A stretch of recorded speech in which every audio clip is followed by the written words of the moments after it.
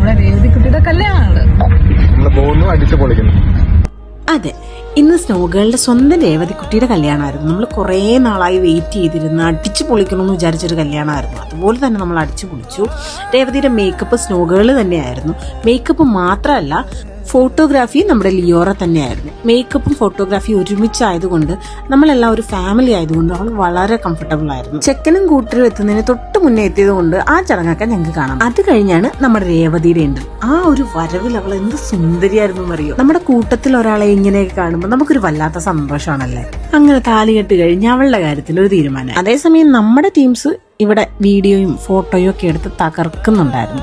അങ്ങനെ രേവതിയുടെ കല്യാണം നമ്മൾ അടിച്ചു പൊളിച്ചു. അപ്പൊ നമ്മുടെ രേവതിക്കുട്ടിക്ക് സ്നോഗേളിന്റെയും ലിയോറയുടെയും വക ഹാപ്പി മാരീഡ് ലൈഫ്. ഒരുപാട് കാലം ഇതുപോലെ സന്തോഷത്തോടെ ഒരുമിച്ച് ജീവിക്കട്ടെ എന്ന് ആശംസിക്കുന്നു.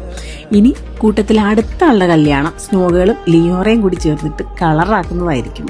അപ്പൊ ഓക്കെ, ബൈ.